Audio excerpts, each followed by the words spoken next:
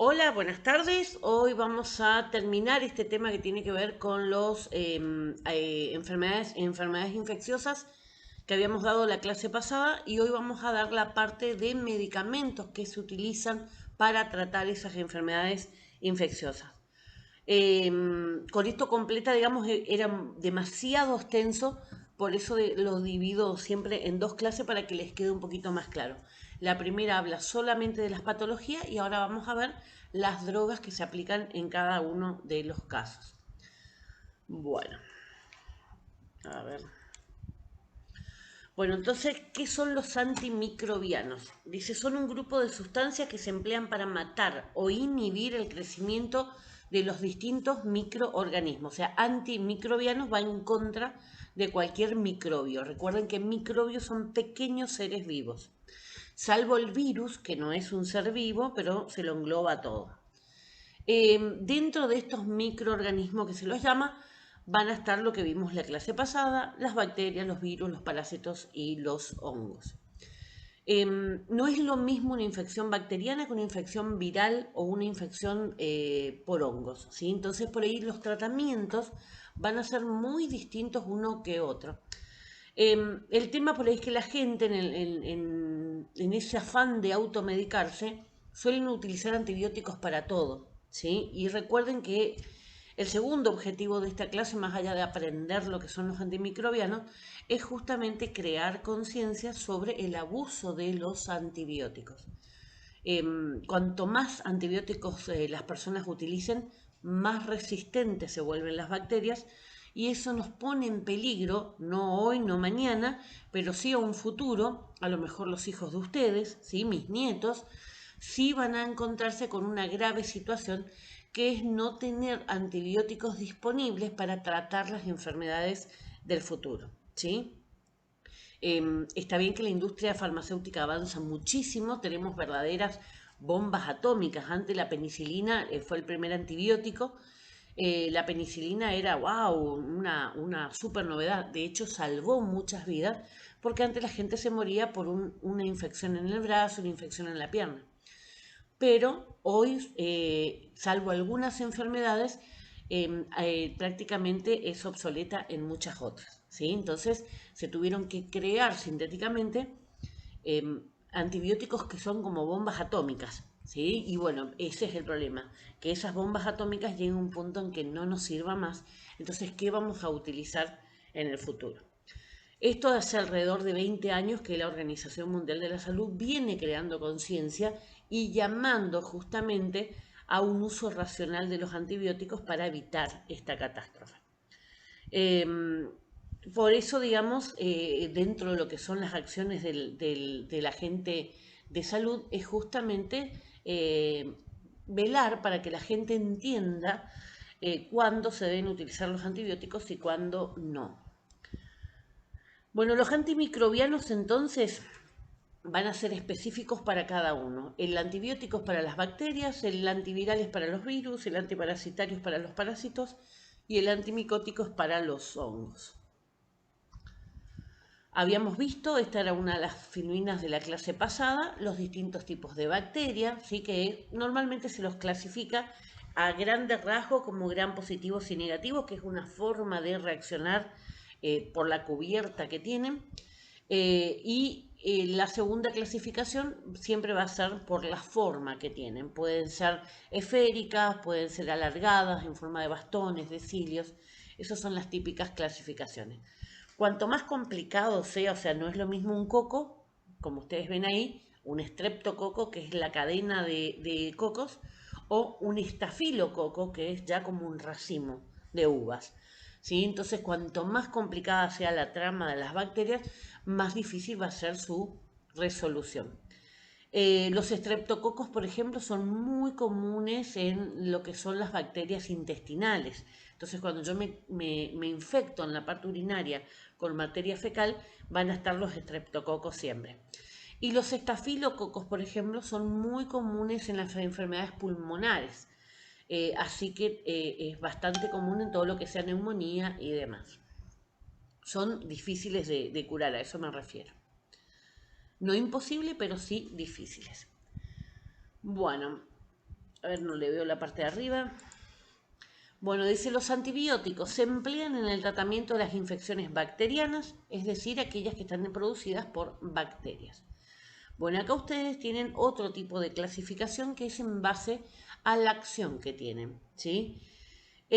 Por un lado, el tipo de acción. Habíamos hablado que podía ser de bajo espectro o de amplio espectro. ¿Qué quiere decir eso?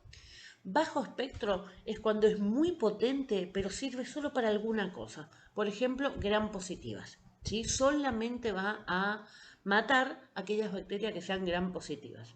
Y cuando hablamos de amplio espectro, quiere decir que el punto de ataque va a ser más amplio y, por ejemplo, puede matar positivas y negativas. No va a ser tan fuerte, pero es más grande el campo en el cual va a ejercer. Bueno, ¿cuáles son entonces las de bajo espectro? Dice aquellas que solo atacan a una bacteria de tipo concreto.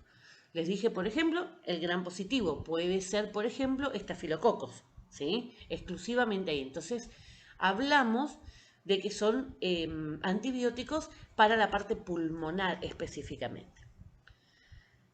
Bueno, los de amplio espectro, que dice, atacan a las bacterias de varios tipos diferentes en caso de desconocer la bacteria causante. Bueno, esto se usa mucho. ¿Por qué? Porque yo sé que tengo, por ejemplo, una infección, ¿sí? Por ejemplo, sé que tengo una infección urinaria, pero no hicieron los análisis para ver qué tipo de bacteria es o a qué antibiótico es sensible. Entonces, tengo dos opciones. O hago los análisis y averiguo qué bacteria es para específicamente usar el antibiótico, o en términos generales gano tiempo, ¿sí? Porque el estudio puede tardar unos días y la infección puede agravarse, gano tiempo y le doy un antibiótico de amplio espectro que puede mantener por lo menos a raya la enfermedad, o la puede curar, ¿sí? O bien la puede mantener a raya. Mientras tanto se hacen los análisis para descubrir qué tipo de bacteria es. Esto se suele usar mucho, por ejemplo, en un caso de meningitis. En un caso de meningitis yo tengo, por un lado, la urgencia, ¿sí? ¿Por qué? Porque me puede matar. Puede matar al paciente una meningitis o lo puede dejar gravemente dañado, o sea, con algún tipo de discapacidad. Puedo correr el riesgo, ¿sí? Darle un antibiótico de amplio espectro, y a lo mejor lo va simplemente a mantener que no se agrave la situación. Mientras tanto, sí o sí tengo que tomar material de la médula para justamente analizar y ver cuál sería el antibiótico más apropiado para este caso. ¿Por qué siempre es importante en estos casos tan difíciles hacer los análisis? Porque todos somos diferentes y estamos expuestos a distintas bacterias, dependiendo de las bacterias en las cuales nosotros nos movemos. Puede haber diferencia entre un barrio de la periferia y un barrio del centro. Va a tener mucha diferencia entre aquellos que tienen poder adquisitivo y aquellos que no. Puede haber diferencia de un país al otro dependiendo de las bacterias que están circulando en esa zona, ¿sí? Entonces también puede ser, por ejemplo, la diferencia que si yo abuso de los antibióticos, mis bacterias son mucho más resistentes que la bacteria de otra persona que nunca usó antibióticos. Entonces todos esos aspectos hay que tener en cuenta. Pero cuando hablamos de infecciones en la sangre, o en el cerebro, lo que tenemos que hacer es atacar por los dos frentes. Mientras que averiguo qué es lo más apropiado, voy con un amplio espectro como si fuera una barrera de contención. Por el otro lado, que esto es una clasificación más común, la vamos a encontrar en qué poder de acción tiene, o sea, cuánto de fuerte es ese antibiótico.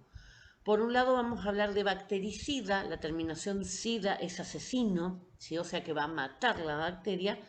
Y por otro lado, los bacteriostáticos. Estáticos quiere decir quieto, o sea que los va a detener, ¿sí? Eso sería. Muchos de los antibióticos son a bajas dosis bacteriostáticos y altas dosis bactericidas, ¿sí? Entonces esa puede ser también una opción.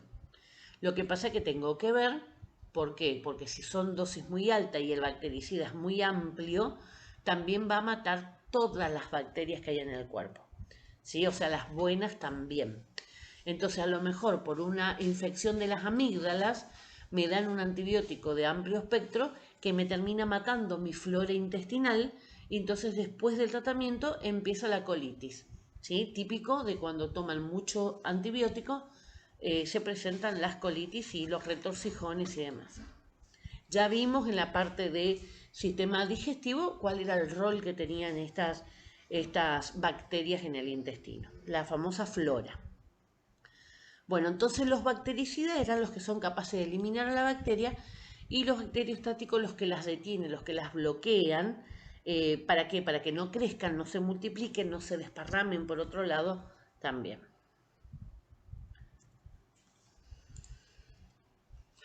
Bueno, en el tema de los tipos de virus que habíamos dado, habíamos visto que había, también los clasificaban por la forma, habíamos visto que podían ser helicoidal, o sea, como tirabuzón, poliédrico, muchos lados significa, esférico, la forma más común, y aquellas formas que son más complejas, que son los virus que atacan a las bacterias, ¿sí? Entonces, un bacteriógrafo. ¿Cómo van a actuar esos virus? ¿Sí? Los virus, recuerden, no son seres vivos, van a necesitar una célula viva de cualquier cosa viva para poder multiplicarse. Entonces el virus ingresa en ese huésped, en esa persona o ese animal o esa planta, va a ir hacia el interior de la célula, va a buscar el material genético, el ADN que tiene esa célula, y va a usar ese material genético para poder multiplicarse. Como ustedes ven en el dibujito, entra el virus, va a la célula, se multiplica en ese núcleo con el ADN, y luego va a haber una mayor cantidad de virus nuevamente disponibles para salir y atacar a nuevas células, y eso se va multiplicando. Por eso los virus de día a día van multiplicándose en su número una gran cantidad. Bueno, entonces los medicamentos que se usan para frenar a esos virus se emplean en el tratamiento de algunas de las infecciones virales. Recuerden que hay algunas que no tienen tratamiento. Recuerden, por ejemplo, ahora el COVID, no hay un tratamiento que sea efectivo para el COVID.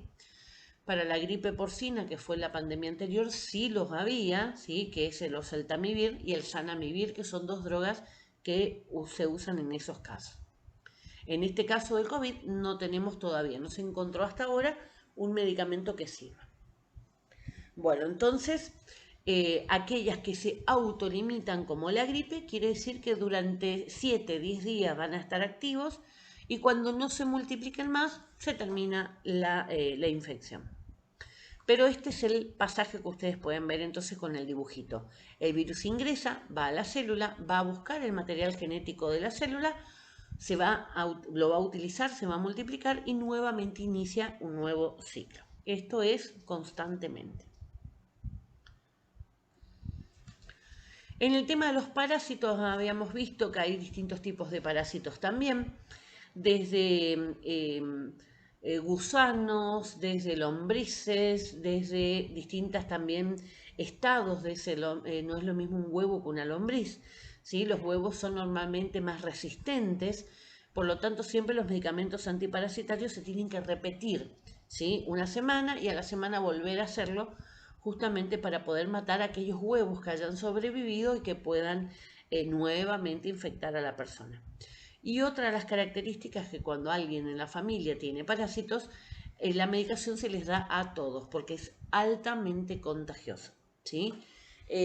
Por ejemplo, ir al baño, hacer caca y no lavarme las manos después puede permitir que tenga materia fecal en cualquiera de mis uñas y a partir de ahí ir repartiéndolo, por más que yo no lo vea, ¿sí? Ese es el tema, que muchas veces no lo ven, dicen no me ensucié la mano y la mano está sucia en realidad.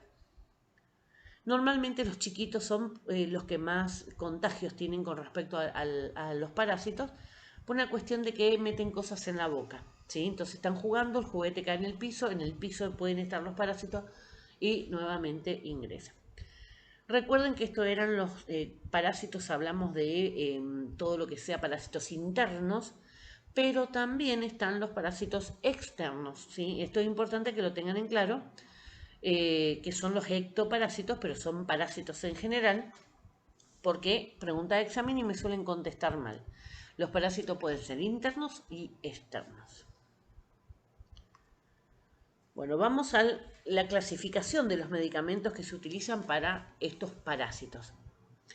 Bueno, los antiparasitarios se emplean en el tratamiento de las infecciones parasitarias, o sea, aquellos que van a estar producidas por parásitos. Esto parece por ahí redundante, pero en los exámenes me contestan mal, ¿sí? O sea, yo les puedo preguntar que les puedo poner, por ejemplo, un antiparasitario se usa en una infección bacteriana y me colocan que es verdadero. O sea, piensen bien, busquen la palabra. Antiparasitario va a ser para matar parásitos, ¿sí? Entonces, lean bien la consigna en el examen. Bueno, ¿cómo se los puedes clasificar? Según el tipo, externo o ectoparasiticidas, internos o endoparasiticidas, ¿sí? La idea siempre con los parásitos es matarlos, ¿sí? No es que los tengo que detener a los parásitos, la idea es matarlos. Y a veces también pueden haber algunos antiparasitarios que se pueden usar para uso interno y externo, y en esos casos se llama endocticidas. Pero todos van a ser sidas, ¿sí? Homicidas, o sea, la idea es matarlos. Según el estadio del parásito, tenemos los huevos, que ahí serían ovicidas. Recuerden que los huevos son más resistentes, por lo tanto, aquellos medicamentos que se usan para matar los huevos son muy potentes, ¿sí? Los larvicidas cuando recién rompen el huevo, que son pequeñas larvitas, y adulticidas son cuando ya estamos hablando de los parásitos ya adultos. A su vez, se van a dividir en antiprotozoarios, un nombre medio raro, pero protozoo es una de las formas, ¿sí?, más básicas, más pequeñas, ¿sí?, menos desarrollados. Y los antihelmínticos, ya estamos hablando de gusanos, ¿sí? Entonces, cuando hablamos de los antihelmínticos, estamos hablando de 3 tipos de parásitos en general. Los antinematodes, los anticestodes y los antitrematodes. ¿Cuál es la diferencia entre estos? La complejidad de ese gusano, ¿sí? Los nematodes son más pequeños y a partir de ahí se van agrandando y alargando los gusanos. Recuerden que les conté la clase pasada, por ejemplo, de la lombriz solitaria, ¿sí? Que puede llegar a medir hasta 4 metros de largo. O sea, imagínense tener un animal de 4 metros de largo adentro del intestino. Normalmente se les dice lombriz solitaria porque normalmente hay una. Pero yo conocí un caso, por ejemplo, un adolescente que tenía convulsiones, fíjense, el síntoma que él presentaba eran convulsiones. Cuando le hacen todos los estudios y demás, que le encontraron tenía 4 lombrices solitarias. O sea, era un caso súper raro y que, bueno, este paciente presentaba. También siempre lo popular, ¿sí? Cuando se tiene un gusano no se tiene otro, no, pueden coexistir varios gusanos a la vez, ¿sí? Entonces también es complicado porque a veces la medicación que se utilizan para los más sencillos no los matan a los grandes, ¿sí? Y quedan como ocultos ahí y la enfermedad continúa. Cuando hablamos con hongos, habíamos visto que hay distintos tipos, digamos, de afecciones que tienen que ver con los hongos. Todo lo que sea la boca es muy común en los niños, todo lo que sea los hongos en los pies es muy común en los deportistas, en aquellos que están siempre con los pies encerrados, ¿sí?, en zapatillas y demás. Por eso es muy importante cuidar la salud. Recuerden, el pie es muy importante en las personas diabéticas. ¿Por qué? Porque de un hongo puede terminar perdiendo la pierna si les genera algún tipo de complicación vascular, o sea, con los vasos sanguíneos. Y después tenemos las tiñas corporal que pueden aparecer en cualquier parte del cuerpo que estuvo en contacto con un hongo. También recuerden que los hongos están en la naturaleza. Mi hijo, por ejemplo, se agarró hongos de un parásito, en realidad era una mezcla entre parásito y hongo, era una cosa rarísima, de un arenero, ¿sí? O sea que en la arena había algún tipo de parásito, a lo mejor animal, ¿sí? Y que se lo agarró él. En estos casos vamos a usar un antimicótico o antifúngico, de las dos formas, porque fungi significa hongos. Este es el único dibujo que pude encontrar que puede explicar un poquito los distintos mecanismos de acción. Lamentablemente está en inglés, pero no es muy difícil de entenderlo con una explicación. Bueno, en este caso entonces, obviamente se van a usar cuando hay una infección por hongos, ¿sí? Y ahí habla acerca de las dianas. ¿Qué son los dianas? Los puntos objetivos, ¿sí? La diana se llama el círculo que tiene los rojo y blanco, que son para tirar flechas, eso es una diana, ¿sí? Entonces la idea es apuntar hacia un objetivo específicamente. Vamos a empezar del lado derecho de la pantalla, mejor dicho arriba, y ahí vamos a girar en sentido del reloj. Bueno, arriba van a tener dos tipos de medicamentos que están en investigación, ¿sí? O sea, a futuro vamos a contar también con estos medicamentos. Por un lado, los que van a inhibir la síntesis proteica de la célula. Nuevamente, este hongo, ¿sí? Es un ser vivo y tiene todas las funciones que un ser vivo tiene. Entonces, si yo le rompo en algún momento su ciclo de vida, voy a eliminar el hongo. Entonces, en este caso, en este grupo de medicamentos que intentan interferir sobre la síntesis de proteína, le quita la construcción de sus órganos, ¿sí? Porque las proteínas forman parte de sus órganos internos también. Así que, obviamente, el hongo muere. Vamos al de la derecha. En la pared celular, cell wall es pared celular, ¿sí? En ese caso, lo que hace es romper esa pared celular. Todo lo que sean vegetales y hongos tienen una cubierta especial que es una pared celular. Aparte de la membrana celular que rodea cualquier célula, ellos tienen una pared que los fortalecen aún más, lo endurecen. En el caso de los vegetales le dan la forma, ¿sí? Más durita de las células. Entonces ahí también, porque si yo rompo esa pared, la célula queda expuesta, ¿sí? Entonces esos son los dos mecanismos de acción, o sea, como matarlas de hambre y romperlas en su superficie para que se dañen. Seguimos entonces hacia abajo, en sentido de las agujas del reloj. Célula membranosa, o sea, membrana celular.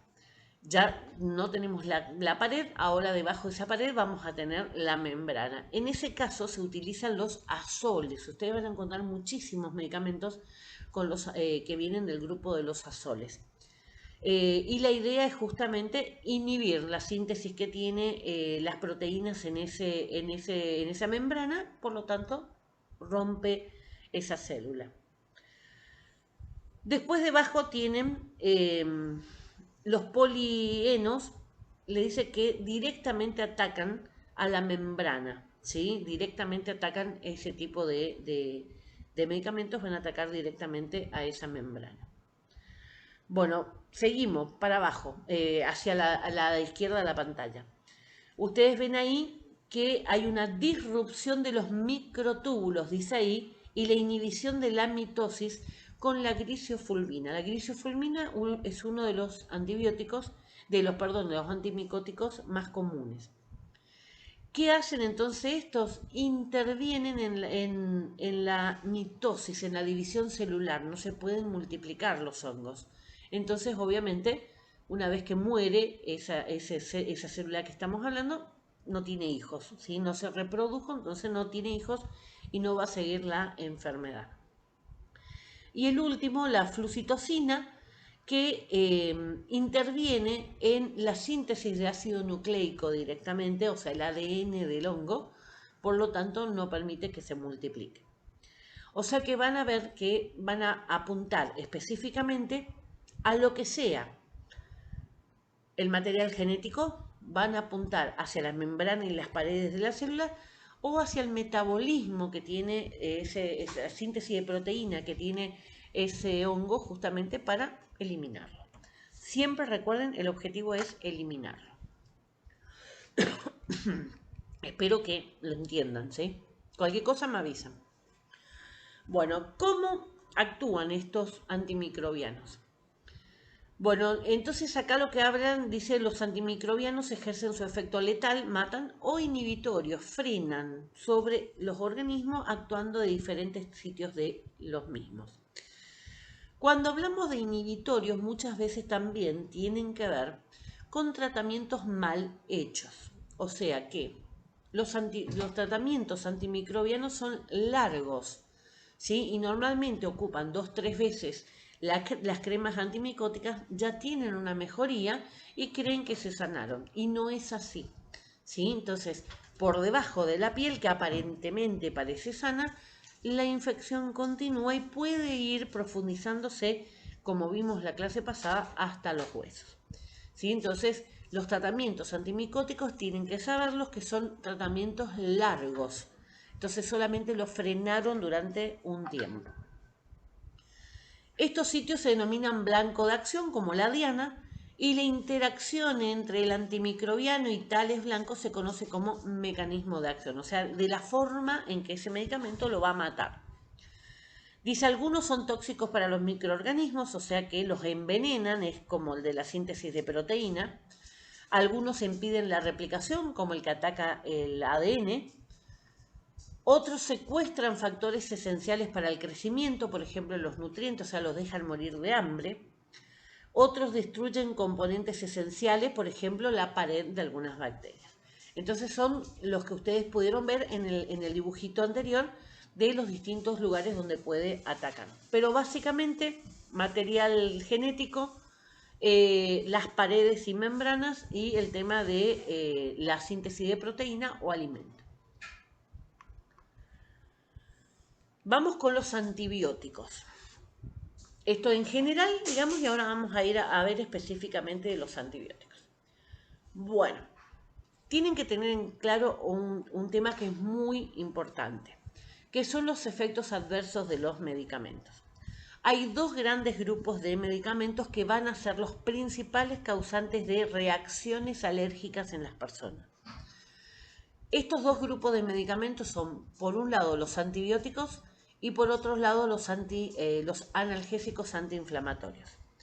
Son los dos grupos más peligrosos entonces para las reacciones alérgicas y son los dos grupos que más la gente le gusta automedicarse.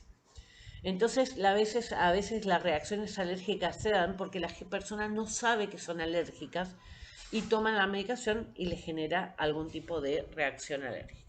Una vez que una persona sepa que es alérgica, bueno, a partir de ahí se deberá cuidar, ¿sí? No consumir nada que tenga que ver con esa droga de la cual es alérgica. Pero muchas veces se pueden dar casos en que por ignorancia compliquen el cuadro. Bueno, la clasificación de antibióticos es amplia, ¿sí? Les aclaro ya porque es amplia, van a ver que se abre cada vez más grande la clasificación. Bueno, primero de los grupos, son varios. Los aminoglucósidos, así se llaman ese grupo, ¿sí?, de antibióticos que van a tener determinadas características.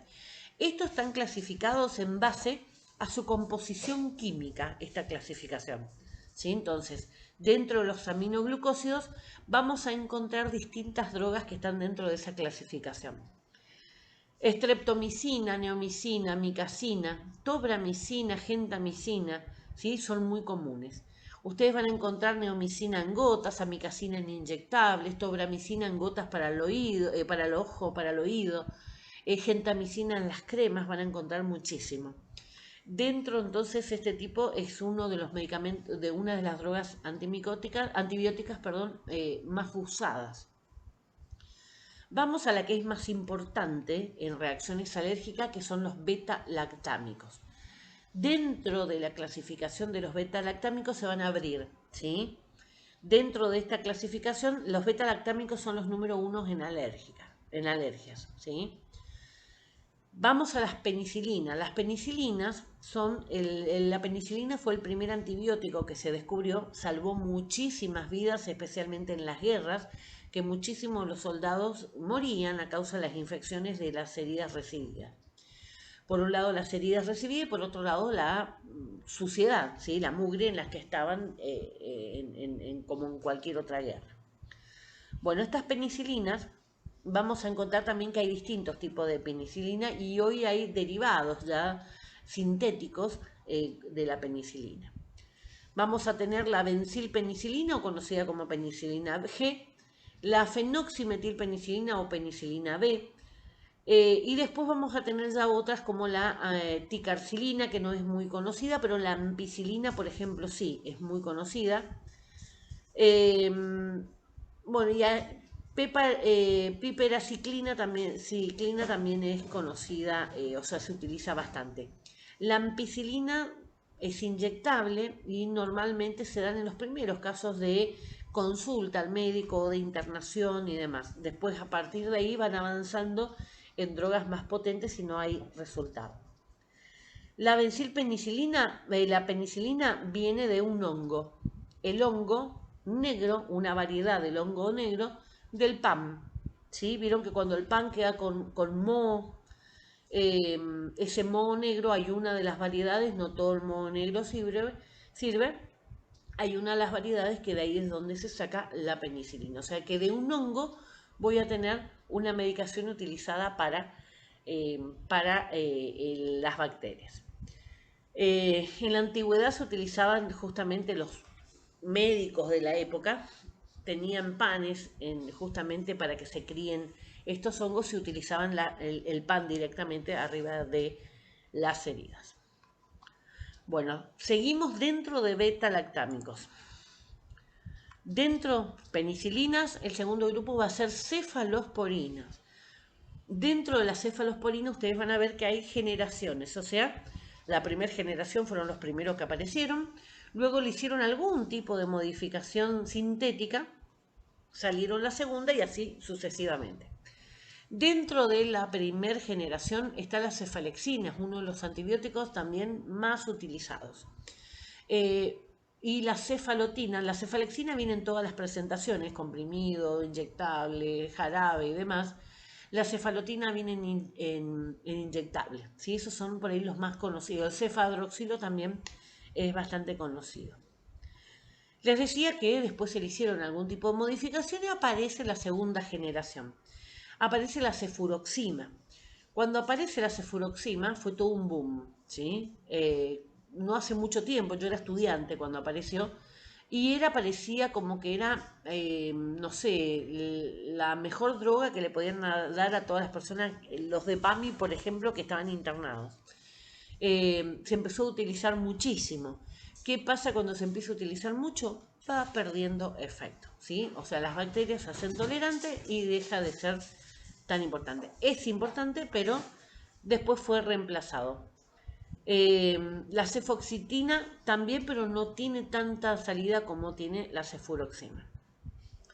Tuvo que ser necesario la aparición de una tercera generación, o sea, nuevamente síntesis que la hicieran más potente o que pudieran actuar donde las otras ya no actuaban, y aparecieron la cefixima, que sale mucho también, y bueno, las otras drogas que ustedes ven ahí en la pantalla.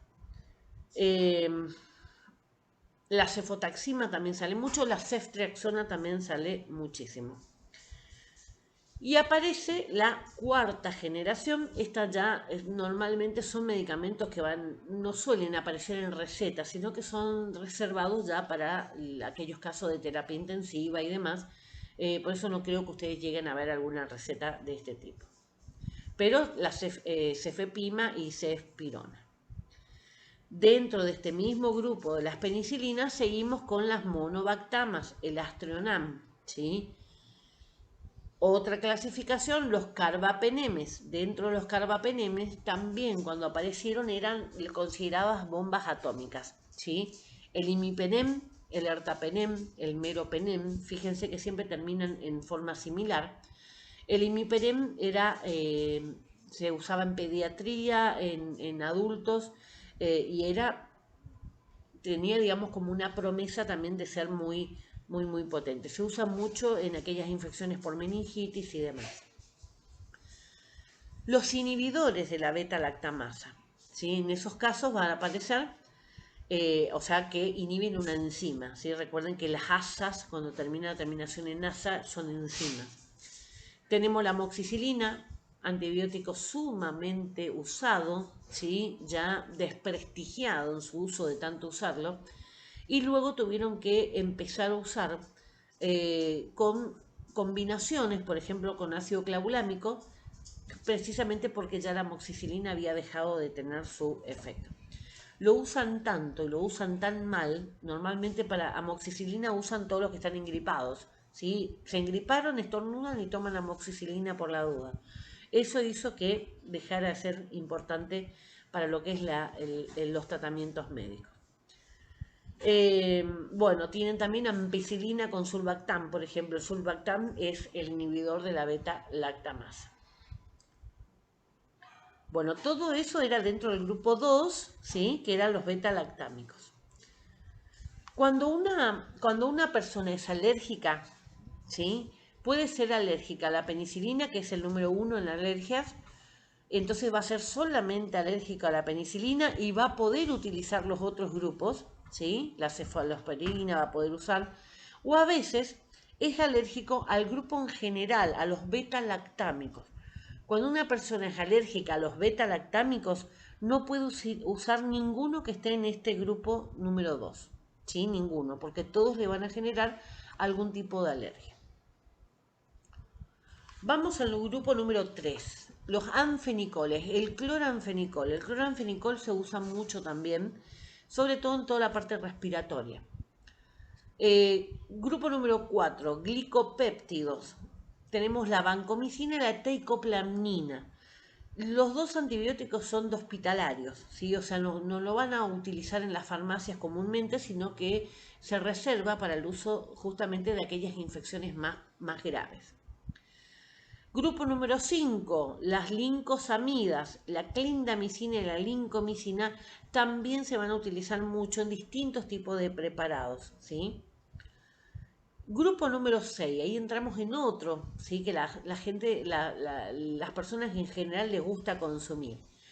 Los macrólidos. Dentro de estos macrólidos vamos a encontrar la famosa acitromicina, ¿sí? Que es impresionante como la gente se automedica con acitromicina. ¿Por qué? Porque cuando surge la acitromicina, ¿cuál era el boom? Eso ya se lo dije en otras oportunidades, que era una sola toma diaria. Entonces facilitaba mucho porque era fácil de cumplir. En el tema de los antibióticos lo hablamos cuando en las primeras clases hablamos de la importancia de respetar los horarios de los antibióticos, era siempre para mantenerlo dentro de esa ventana terapéutica. Bueno, la citromicina facilitaba porque era una sola vez, pero cuando se empezó a utilizar la citromicina se utilizaban 3 comprimidos.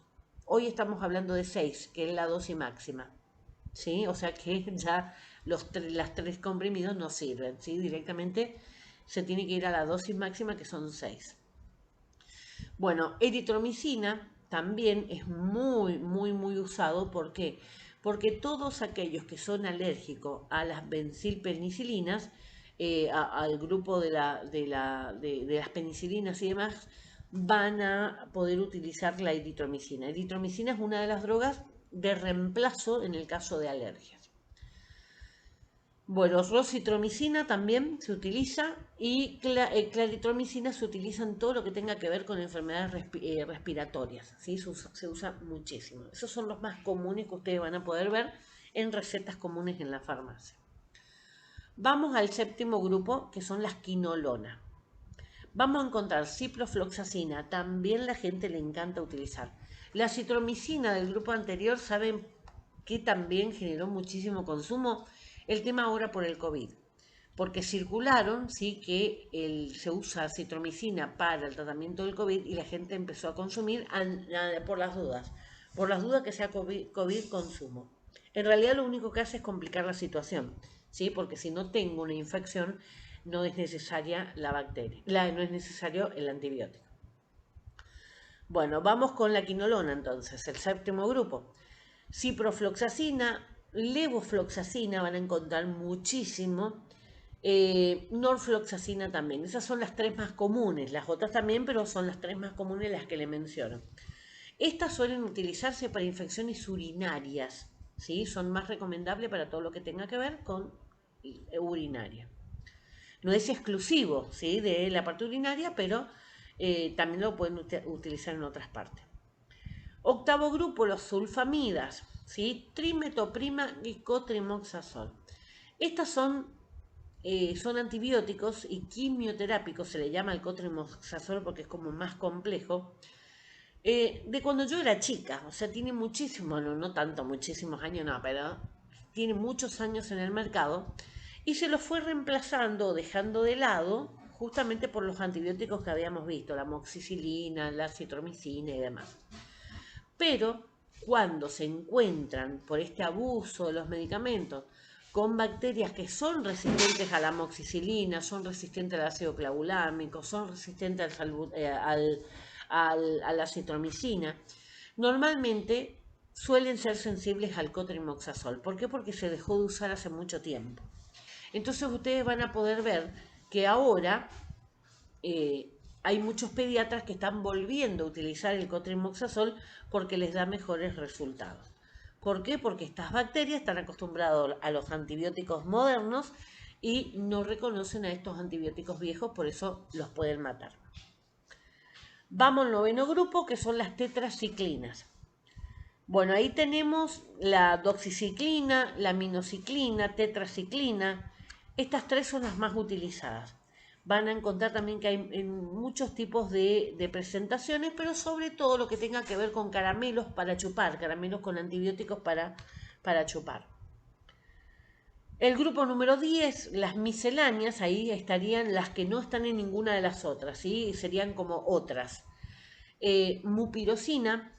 Mupirocina es un antibiótico que por ahí no tiene mucha difusión, no es que la gente lo conoce mucho, pero es muy importante en todo lo que tenga que ver con las infecciones puntuales, o sea, aquellas infecciones, por ejemplo, como los nacidos. Justamente la mupirocina es uno de los antibióticos que se utiliza para esa situación. Vamos a tener también las polimixina, la bacitracina, se usa también mucho en caramelos para chupar. Gramicidina también, tirotricina también, por eso puntuales, ¿sí? Cosas puntuales de infecciones. Bueno, entonces los antibióticos en general, según el efecto que van a ejercer, habíamos visto que podían ser bacteriostáticos si los frenan y bactericidas si los matan. Esto va a ser justamente considerado según la droga que tenga esa medicación. Ustedes van a ver ahí, por ejemplo, que los bacteriostáticos, los más comunes de los antibióticos que son bacteriostáticos, vamos a tener los cloranfenicoles, los macrólidos, la sulfonamida, la trimetoprima, tetraciclina y nitrofurantoína. Son los más comunes de los que se utilizan.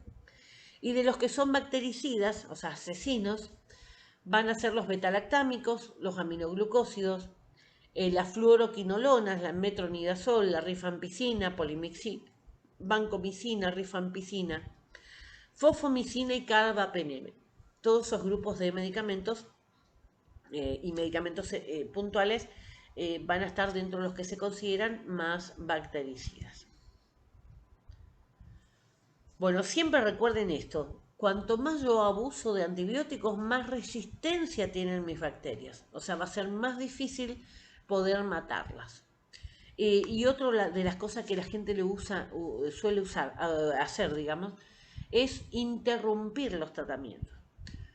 Están con gripe, le duele la garganta, pero no tienen placas bacterianas, o sea, placas blancas en la garganta. Sin embargo, toman igual antibióticos, toman amoxicilina normalmente, y como a los 2-3 días ya cede el efecto de la gripe, cede el efecto, dejan de tomar el antibiótico.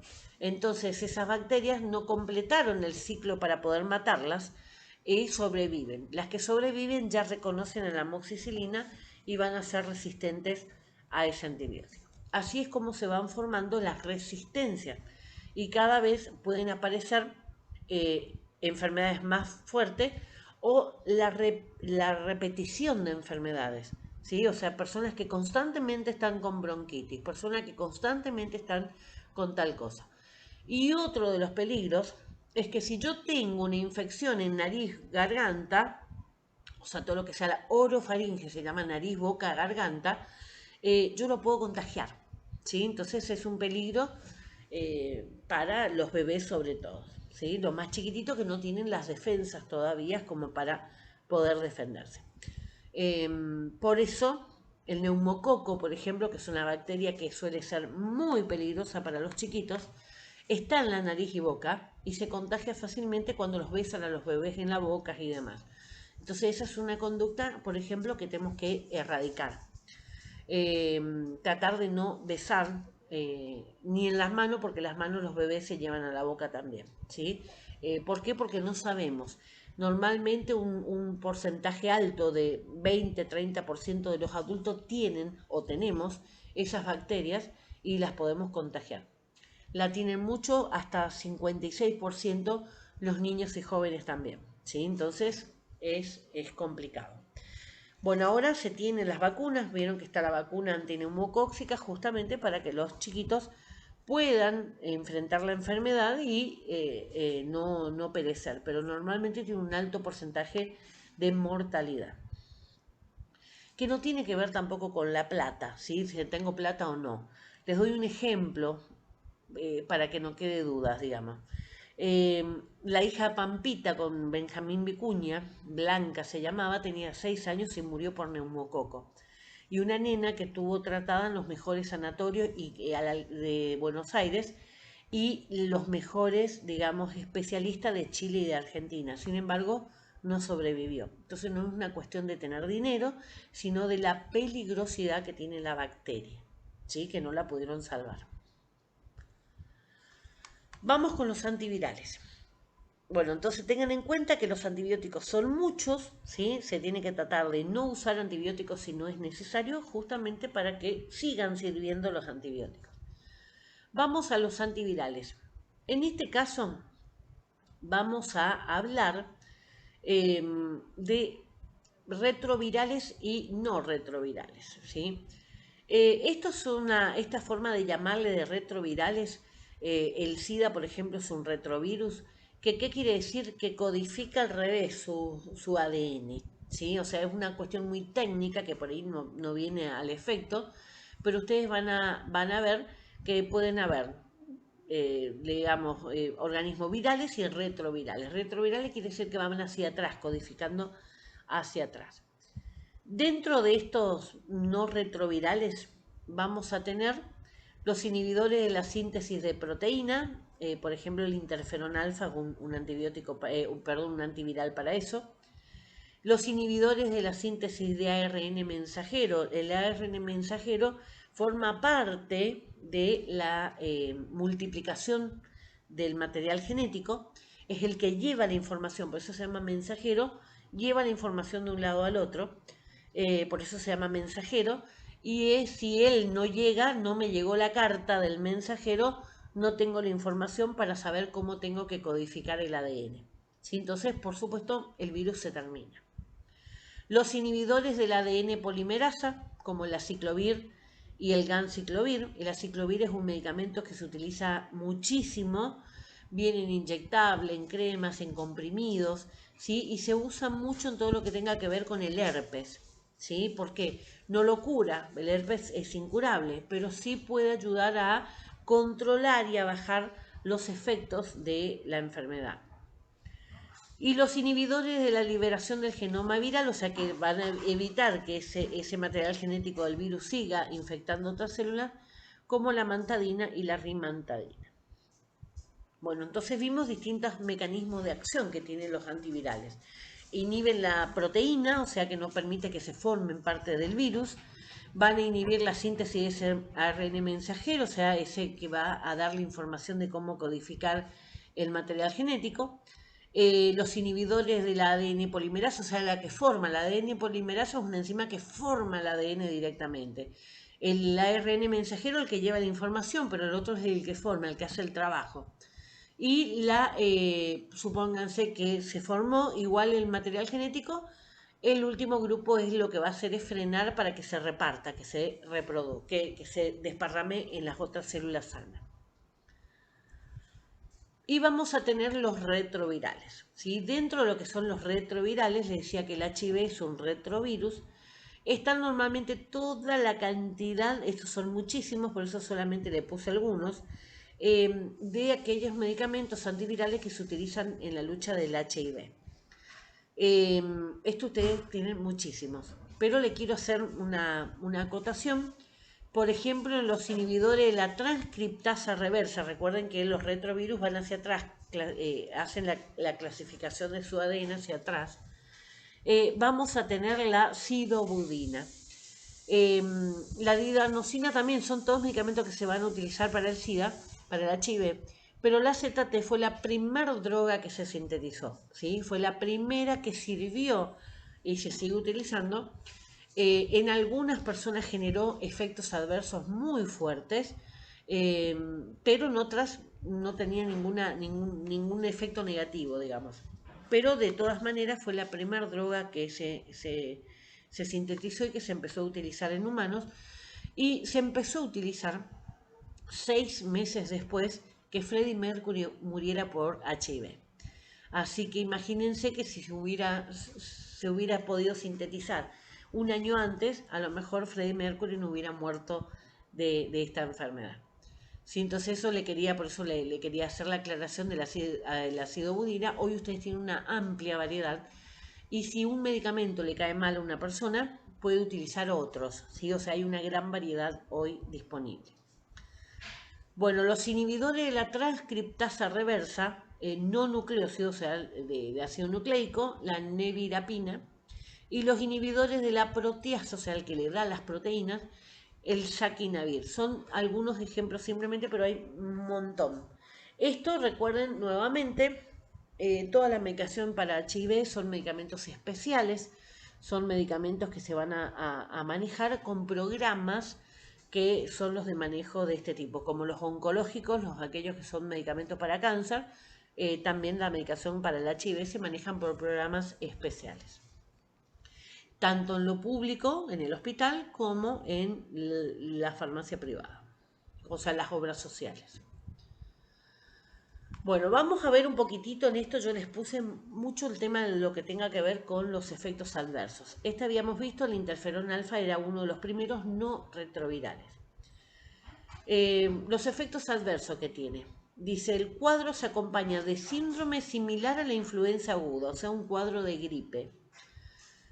Cuando estamos hablando de efectos tóxicos, o sea que la medicación no se puede utilizar, tenemos mielosupresión. Mielosupresión ataca al sistema inmunológico. Granulocitopenia y trombocitopenia, o sea que hay alteración de la sangre. A esos son de todo lo que tenga que ver los elementos de la sangre.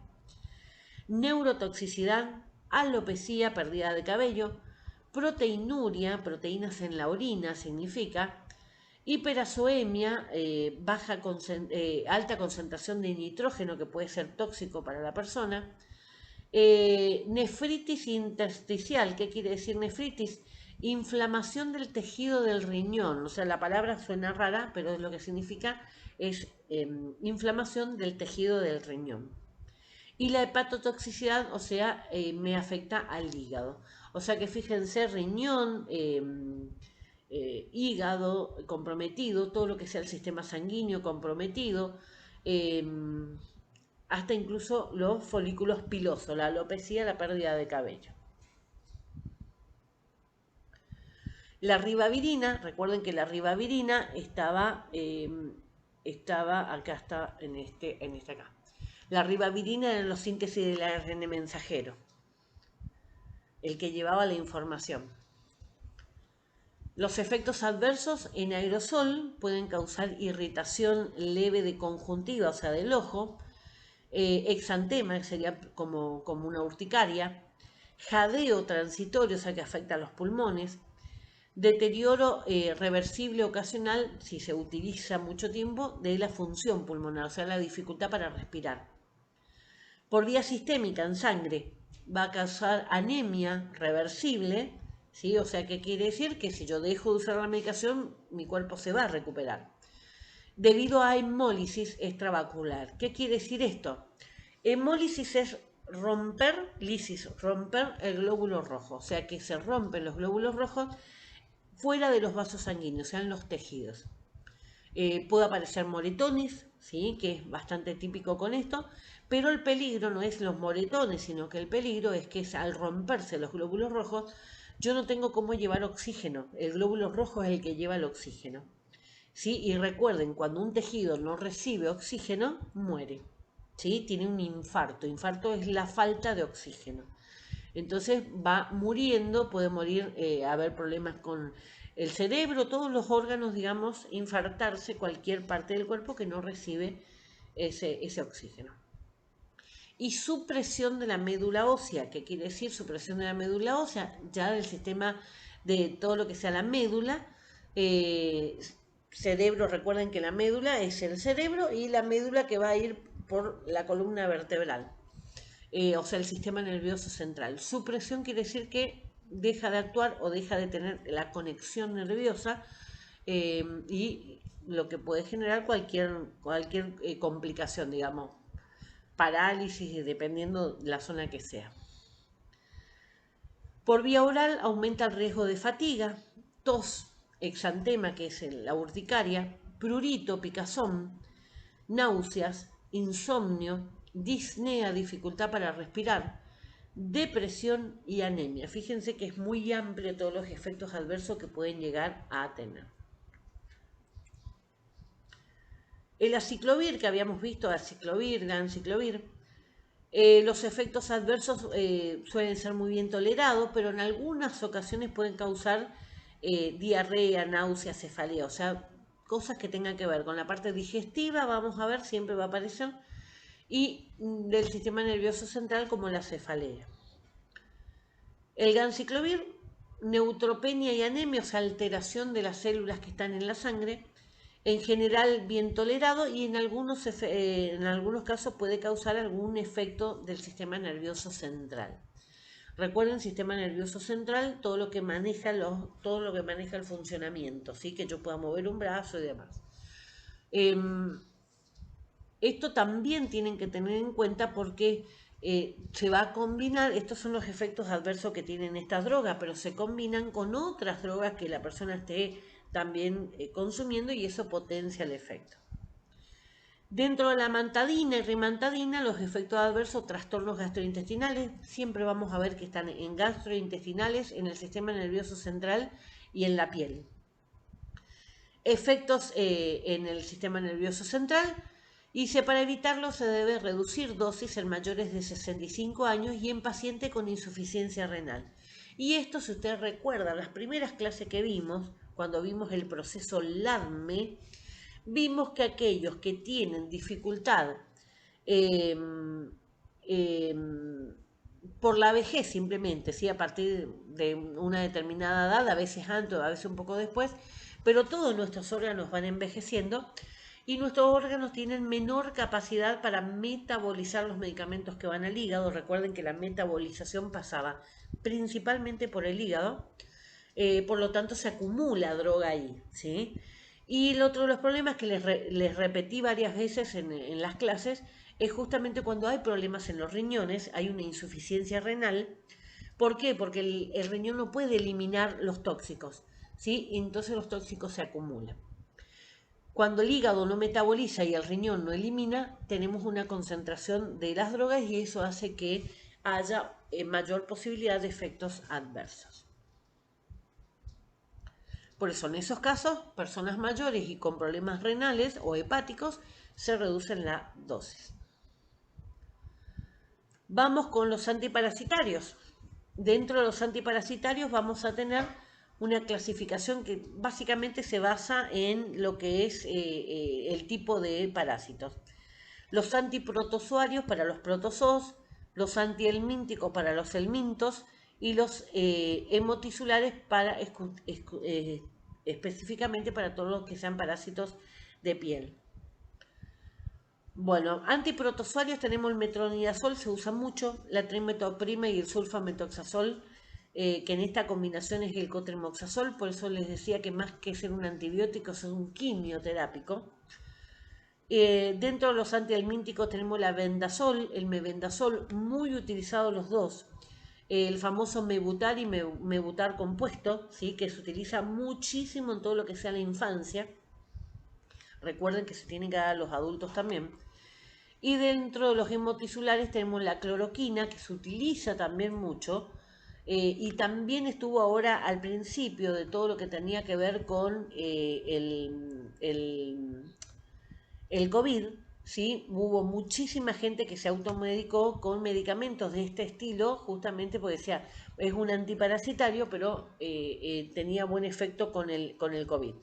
Estos se hicieron estudios, incluso acá en Misiones se hicieron estudios donde formaron parte todo lo que sea el equipo de salud, en Corrientes también tengo entendido, en distintas partes del país, pero en realidad no se llegó a ninguna conclusión, o sea, no sirve, digamos, científicamente no se pudo probar que sirviera para frenar o disminuir los efectos del COVID. Hasta ahora no hay ninguna droga que se sepa que haya producido un efecto positivo. Los imidazoles es un grupo, digamos, justamente dentro de este imidazol van a estar el metronidazol, que es un antiparasitario muy utilizado, se utiliza mucho en todo lo que sean las infecciones de la vía sexual. O sea, muchas veces los flujos de las mujeres, sobre todo, se debe justamente a estos protozoos y se utiliza el metronidazol en óvulos, en comprimidos y demás. Los efectos adversos, fíjense, volvemos siempre a lo mismo. Náuseas y diarrea, ¿sí? O sea, gastrointestinal, cefalea, vómito y dolor abdominal. La cefalea y el vómito pueden ser por sistema nervioso central, o sea que siempre van a ser los tres. Gastrointestinal, sistema nervioso central y piel. Y polineuropatía sensitiva, ¿sí? Volvemos a la piel, a los sensores en la piel, ¿sí? Que va a estar como alterado la sensibilidad. El uso crónico del metronidazol tiene un efecto disulfirán con el alcohol. ¿Cuál es el efecto disulfirán si yo consumo alcohol? Por eso es muy importante que cuando yo estoy tomando este tipo de medicamentos no pueda consumir alcohol. Bueno, ¿cuál va a ser el efecto? Incluye rubor, cefalea, dolor de cabeza, ¿sí? Rubor queda rojo, enrojecimiento de la persona, náuseas, vómitos, dolor en el pecho que muchas veces se puede confundir con una angina, debilidad, visión borrosa, confusión, transpiración, asfixia, o sea, afecta a la parte respiratoria, dificultad para respirar y ansiedad. O sea, la ansiedad es normal en un ataque de dificultad para respirar, ¿sí? Bueno, la diodohidroxiquinoleína. Los efectos adversos pueden ser forunculosis, o sea, inflamación de los forúnculos de los pelos, o sea, se infecta la raíz del cabello.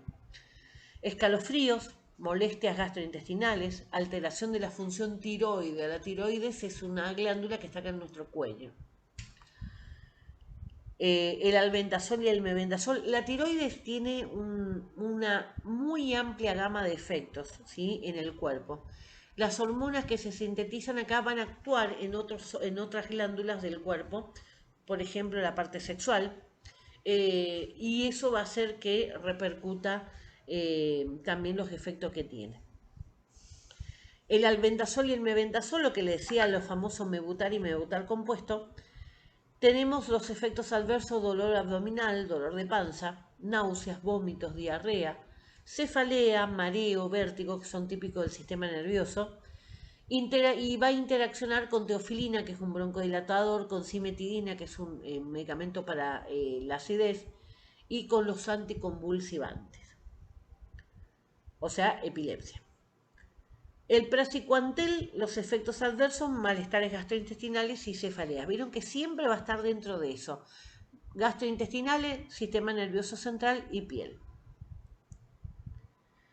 La cloroquina, el efecto adverso, prolongación del QT. ¿Qué es el QT? Cuando ustedes ven un electroencefalograma, ¿sí? Ven que siempre el dibujito es el mismo. ¿Qué es importante en esto? Y lo vimos cuando vimos la clase de cardiovascular, que los espacios sean iguales, ¿sí? Cuando los espacios, uno es largo y otro es corto, y otro es largo y otro es corto, son las arritmias. O sea, lo que mira el médico cuando controla es que los espacios sean iguales, ¿sí? Con el corazón lata siempre en un mismo ritmo. Si late a un ritmo que no coordina, estamos hablando de una arritmia. ¿Qué pasa con las arritmias? Que los tiempos prolongados, la sangre está quieta, se puede coagular, ¿sí? Entonces eso es lo que dificulta en el tiempo. Puede aparecer amnesia, pérdida de la memoria, prurito, piel, diarrea, pérdida de apetito, náuseas. Y van a interaccionar con los antiácidos que pueden reducir su absorción. Recuerden que nunca se da antiácido junto con otro medicamento. Cimetidina, que reduce también antiácido, que reduce el metabolismo y la eliminación de la cloroquina. Y reduce la absorción de la ampicilina. Y al revés, la cloroquina no deja que se absorba la ampicilina, que era un antibiótico. De la primaquina tenemos dolor abdominal, anemia hemolítica, o sea que estoy con anemia porque se rompen mis glóbulos rojos. Agranulocitosis, que es una alteración de los glóbulos de la sangre. Arritmias, jaquecas. Eso sería todo lo que tenga que ver con los antiparasitarios, ¿sí? Y recuerden que esta medicación que se usó muchísimo por autoconsumo, por automedicación, ahora por el COVID, son estos los efectos que tiene, ¿sí? O sea que no es una medicación que se puede usar por usar. Incluso cuando no conseguían en la farmacia, acudían a las veterinarias a comprar. Y en esos casos estaban tomando dosis de vaca y de caballos. Así que fíjense hasta qué nivel, digamos, la gente hace cualquier cosa. Bueno, vamos con los antimicóticos. Bueno, por un lado vamos a clasificar en los sistemas, los antimicóticos sistémicos para infecciones sistémicas, o sea, infecciones en general. Los antimicóticos sistémicos para infecciones mucocutáneas, o sea, aquellos que son de piel. Y los antimicóticos tópicos solamente, o sea, que no son sistémicos, solamente para piel. O sea que en general, pero para la piel y sobre la piel directamente. Vamos a los sistémicos para infecciones sistémicas. La anfotericina B, la flucitocina, los azoles, el ketoconazol, creo que es uno de los medicamentos antimicóticos más usados. Hasta en shampoos se lo pueden utilizar. El itraconazol, el fluconazol son muy utilizados en las micosis vaginales, por ejemplo. Dentro de los antimicóticos sistémicos para infecciones mucocutáneas, la glisofulvina, la terbinafina, que se utilizan mucho para infecciones de boca, por ejemplo. Y los antimicóticos tópicos, nistatina, los azoles, el ketoconazol nuevamente, y las alinaminas. Vamos a la anfotericina B. Los efectos adversos normalmente los van a clasificar en dos grupos. Fíjense que de todos estos medicamentos que yo les estoy hablando, me enfoqué en los efectos adversos, ¿sí? ¿Por qué? Porque ya sabemos que el antiviral va a atacar al virus, el antiparasitario va a atacar al parásito, o sea que lo que les hice hincapié más fue en lo que tenga que ver con los efectos que tienen esas drogas, más allá de ese deseado, sino los efectos no deseados. Bueno, toxicidad relacionada con la infusión, o sea, colocar en vena, ¿sí? Cuando sean medicamentos sistémicos.